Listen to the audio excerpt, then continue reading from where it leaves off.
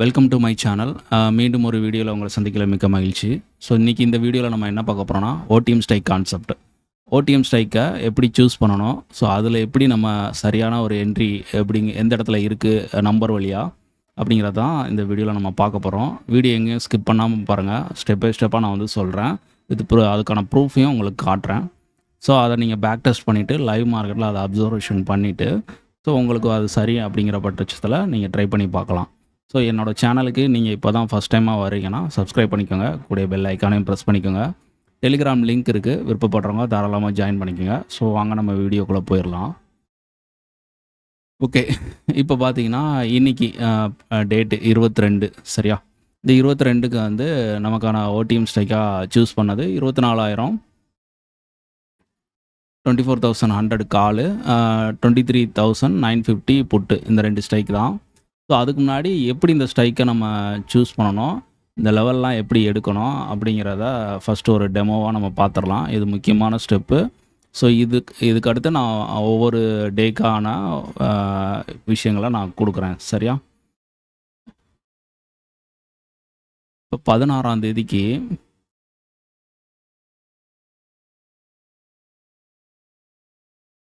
Okay, இது 16ஆம் தேதி.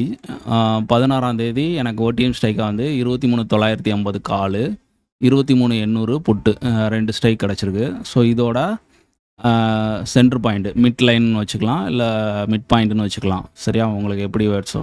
So centre point okay. ரெண்டோட இது அதாவது 23,950 காலோட க்ளோஸ் ஓகே.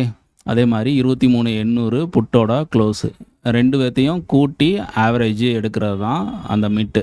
ஸோ இதிலேருந்து அடுத்தடுத்த ஹையர் அதுக்கடுத்த லெவல் என்ன, டவுனுக்கான லெவல் என்ன அப்படிங்கிறது தான் இங்கே மார்க் பண்ண போகிறோம். ஸோ ஃபஸ்ட்டு இந்த ஸ்ட்ரைக் எப்படி நம்ம சூஸ் பண்ணோம் அப்படிங்கிறது தான் முக்கியமான விஷயம். ஸோ அதுக்கு தான் வந்து நம்ம வந்து பார்த்திங்கன்னா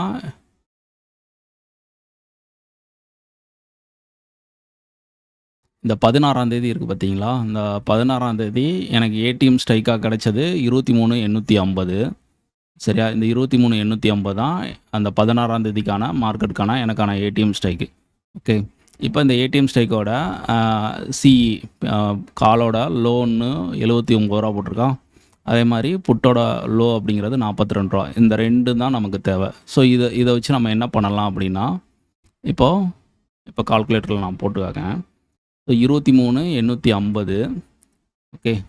இப்போ காலோட லோ எவ்வளவு? 79 ரூபா. ஸோ 79 ரூபாயை நீங்கள் ஆட் பண்ணிக்கோங்க. உங்களுக்கு என்ன கிடைக்கி? 23,929 கிடைக்கா? அப்போ நம்ம ரவுண்ட் நம்பராக 23,950 அப்படிங்கிற மாதிரி ஸ்ட்ரைக்கை வந்து சூஸ் பண்ணிக்கலாம் சரியா?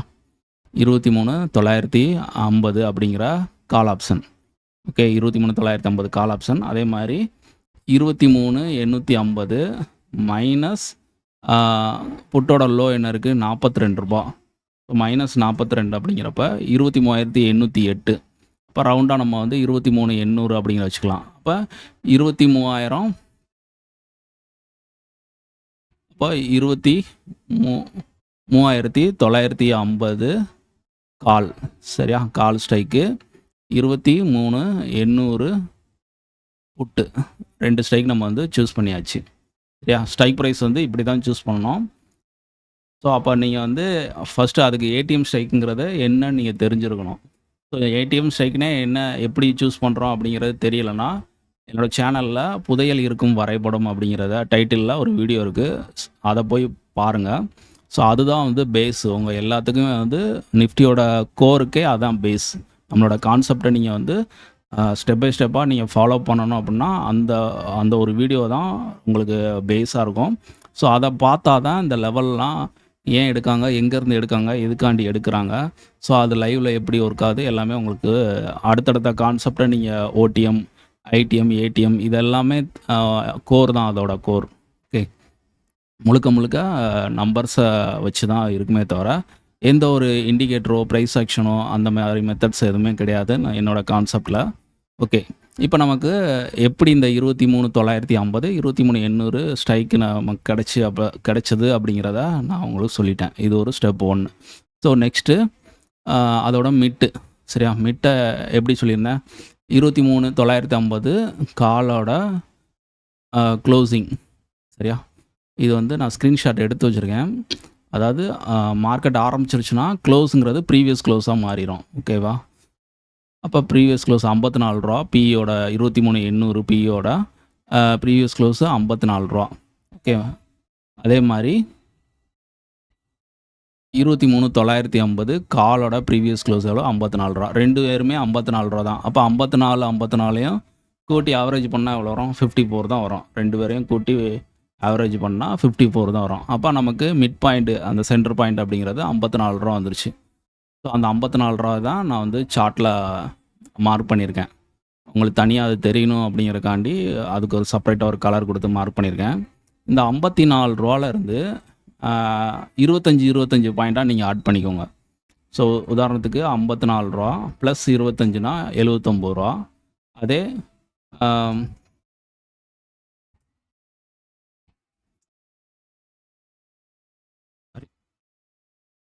இப்போ 54 மைனஸ் 25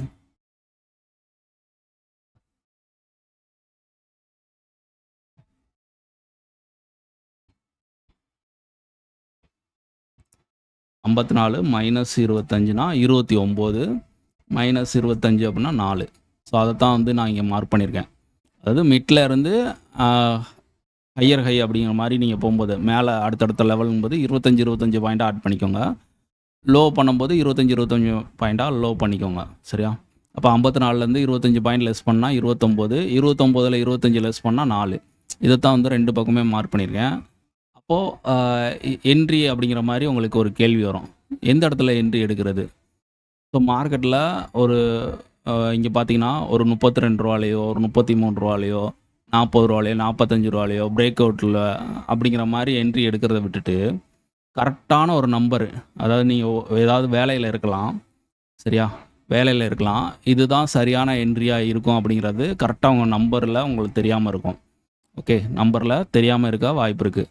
ஸோ அப்போ உங்களுக்கு ஒரு கரெக்டான இதுதான் என்ட்ரி, இதுதான் நம்பர், இந்த நம்பர் தான் என்ட்ரி, இந்த என்ட்ரி ப்ரைஸ் தான் அப்படிங்கிற மாதிரி தெரிய வந்துச்சுன்னா நீங்கள் அந்த இதில் ஒரு லிமிட் ஆர்டர் போட்டு உங்கள் டார்கெட்டும் அதுக்கடுத்து என்னன்னு தெரியுது. அந்த நம்பர் வைஸில் பார்க்கும்போது இதுதான் அடுத்த டார்கெட்டு, ஸ்டாப் லாஸ் அப்படிங்கிறது இதுதான் அப்படிங்கிறது தெரியப்போ நீங்கள் ஆக்சுவலாக நீங்கள் வந்து ஒரு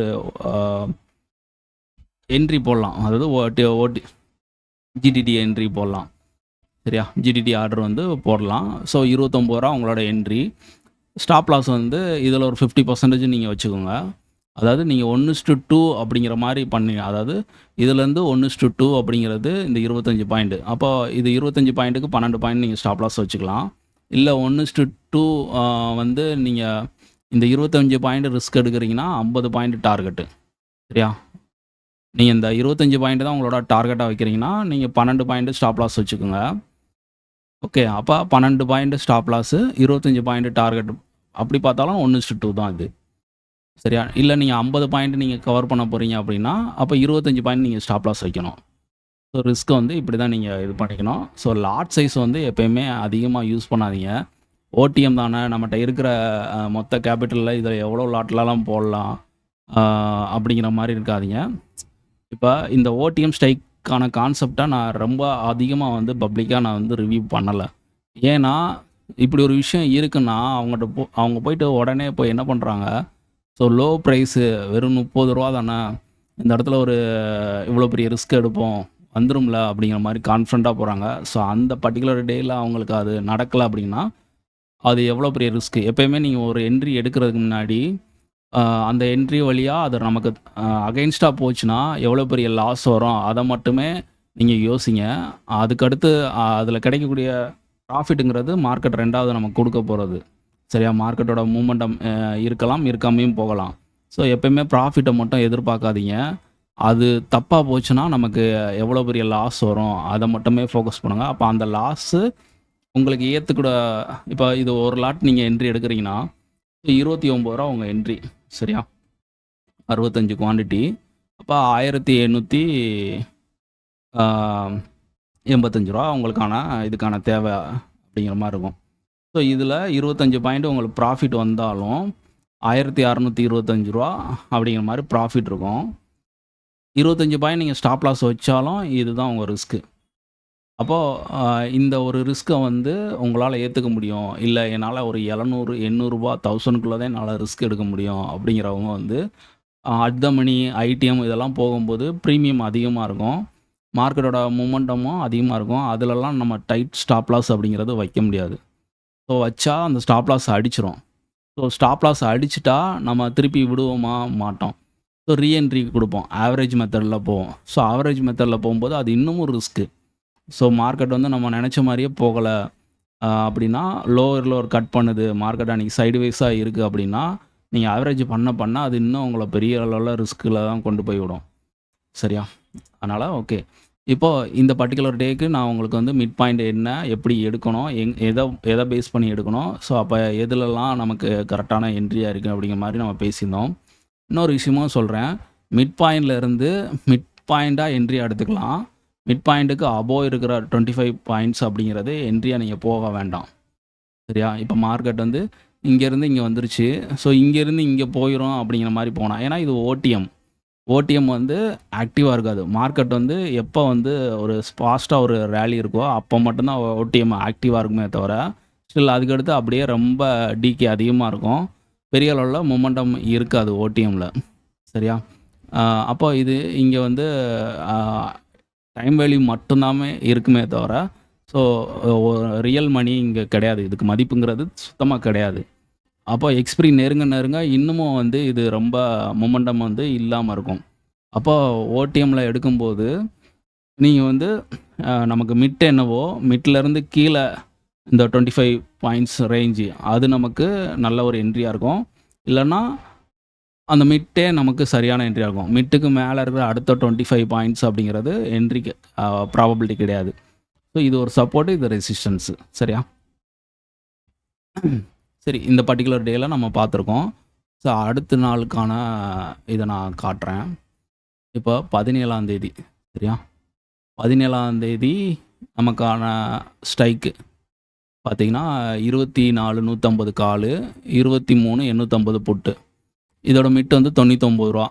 99 ரூபா நம்ம எப்படி எடுத்திருப்போம், இதோட க்ளோசிங்கும் கூட்டி ஆவரேஜ் பண்ணுற ப்ரைஸ் தான்.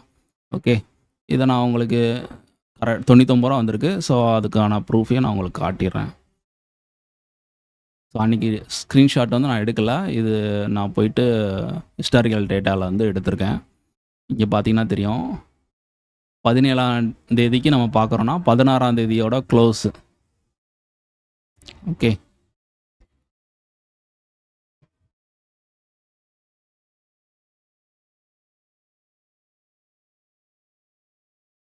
ரூ. 93. 16ஆம் தேதியோட இது வந்து 93 ரூபா. ஓகே, 93.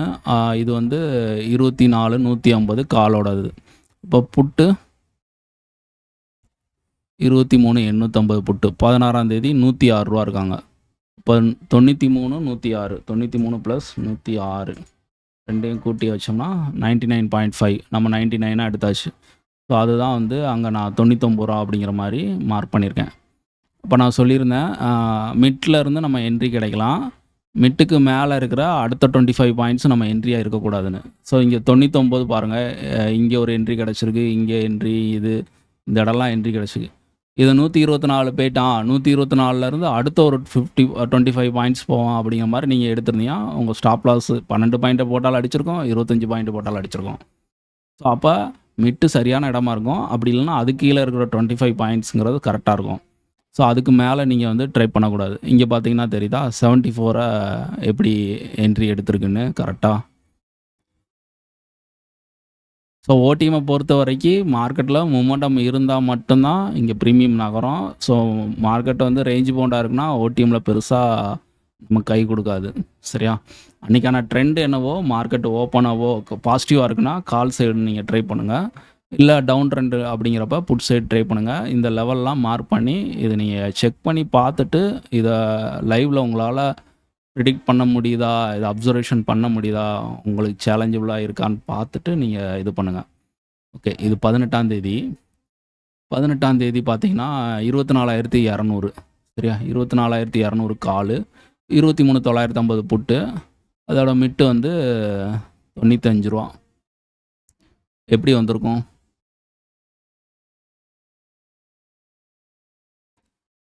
ரூ. 95 எப்படி வந்திருக்கும்? இதோட க்ளோஸ் ரெண்டுத்தையும் கூட்டி ஆவரேஜ் வேல்யூ பார்த்துடலாம். 23,950 புட்டோட ப்ரீவியஸ் க்ளோஸ் ரூ. 95. ஓகே. கால் 24,200 காலோட ரூ. 96. அப்போ ரெண்டுத்தையும் 95, 96 95, 96 ரெண்டையும் கூட்டி ஆவரேஜ் பண்ணால் 95. நான் அந்த 95 தான் இங்கே மார்க் பண்ணியிருக்கேன். சரியா?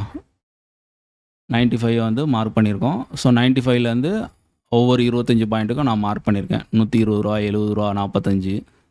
ஸோ நான் சொன்னது மிட்டுக்கு கீழே இருக்கிற பாயிண்ட்ஸை கூட நம்ம என்ட்ரியாக எடுத்துக்கலாம். மிட்டை எடுத்துக்கலாம். மிட்டுக்கு மேலே இருக்கிற பாயிண்ட்ஸை நம்ம வந்து என்ட்ரி எடுக்கக்கூடாதுன்ட்டு. ஸோ இங்கே பார்த்தீங்கன்னா மார்க்கெட்டில் உங்களுக்கு பாட்டத்தில் என்ட்ரி கிடச்சிருக்கு. ரூ. 70 என்ட்ரி கிடச்சிருக்கு. 95 எடுத்திருக்கான். இங்கே ரூ. 70 கிடச்சி 95 போயிருக்கு. ஸோ இங்கெல்லாம் ரெண்டு சைட்லையுமே இந்த பர்டிகுலர் டேயில் நமக்கு ஒரு என்ட்ரி கிடச்சிருக்கு. ஸோ மேக்ஸிமம் வந்து அந்த ஓடிஎம்னால் அந்த ஒரு 25 பாயிண்ட்ஸ் அவங்க எடுக்கிறதுக்கான ஒரு இது மாதிரி 50 பாயிண்ட்ஸ்னால் மார்க்கெட் வந்து ஒரு 200, 250 அந்த மாதிரி ஸ்பாட் வந்து ரேலி நடக்கணும். அதாவது நிஃப்டி ஸ்பாட் வந்து 200, 250 பாயிண்ட் ட்ராவல் ஆனால் தான் ஓடிஎம் வந்து உங்களுக்கு 50 பாயிண்ட்லேருந்து 75 பாயிண்ட்டு மூவ் ஆகிறதுக்கு வாய்ப்பு. இல்லை ஒரு 100 to 150 அந்த ரேஞ்சுக்குள்ளே தான் நிஃப்டியோட ரேஞ்சே இருக்குன்னா ஓடிஎம் வெறும் 25 பாயிண்ட்டு தான் நமக்கான கிடைக்க வாய்ப்பு இருக்குது. 100 பிலோ இருந்துச்சுன்னா வெறும் 12லேருந்து 15 பாயிண்ட் மட்டும்தான் இதில் கிடைக்க வாய்ப்பு இருக்குது. ஸோ மார்க்கெட் கண்டிஷன் தகுந்த மாதிரி நீங்கள் வந்து இதை யூஸ் பண்ணிக்கோங்க. ஓகே. இது 19ஆம் தேதிக்கானது. 19ஆம் தேதி ஓகே. மிட்டு வந்து ரூ. 171. இது மார்க்கெட் வந்து ஒரு கேப் அப் கேப் டவுன் அந்த மாதிரி ஆயிடுச்சுன்னா டோட்டலாகவே இந்த கான்செப்ட் வந்து அவாய்ட் பண்ணிடுங்க. சரியா? அதாவது ஒர்க் ஆகாதுன்னு இல்லை, அந்த பர்டிகுலர் டேயில் வந்து கொஞ்சம் ப்ரைஸ் வந்து அதிகமாக தெரியும். ஸோ இந்த இதெல்லாம் பார்த்தீங்கன்னா மார்க்கெட் கேப் டவுனு. ஸோ இங்கே பாருங்கள், லெவல்லாம் கரெக்டாக தான் ஒர்க் ஆகிருக்கு, இல்லைன்னு நான் சொல்ல. ஆனால் அந்த மாதிரி டேயில் பிகினராக நீங்கள் அவாய்ட் பண்ணுறது கரெக்ட். ஏன்னா ஓடிஎம் அப்படிங்கிறப்ப நம்ம இது வந்து பார்த்தீங்கன்னா 24,50ங்கிறது நம்ம ஓடிஎம் தான். ஸ்டில் மார்க்கெட் கேப் டவுன்னால் இது வந்து ஒரு அர்த்தமணியாக இருக்காங்க. ஸோ அப்படி இருந்தாலும் அந்த லெவல் வந்து 146 எவ்ரி 25 பாயிண்ட்ஸுக்கு நமக்கு மார்க் பண்ணியிருக்கோம். இந்த 146 எவ்வளோ தூரம் அது கரெக்டாக இதாகிருக்குன்னு பாருங்கள். ஸோ அந்த பாயிண்ட் வந்து எவ்வளோ தூரம் அந்த நம்பர் வந்து ஒர்க் ஆகுது, அதுதான் இங்கே வந்து உங்களுக்கான ஒரு விஷயம். சரியா? சரி, ஓகே. இது இன்னைக்கு இந்த டுடே 22ஆம் தேதி 22ஆம் தேதி நிஃப்டி இன்னைக்கு ரூ. 69 நம்மளோட மிட் பாயிண்ட்டு. ஸோ இன்றைக்கி மார்க்கெட் ஓப்பனுங்கிறது ஒரு கேப் அப் ஓப்பனு. ஸோ நான் சொல்லியிருப்பேன் மிட்டு நம்ம என்ட்ரியாக இருக்கலாம், இல்லை மிட்டு கீழே இருக்கிற 25 பாயிண்ட்ஸ் என்ட்ரியாக இருக்கலாம், அதுக்கு மேலே வேணாம் அப்படிங்கிற மாதிரி நான் சொல்லியிருப்பேன்.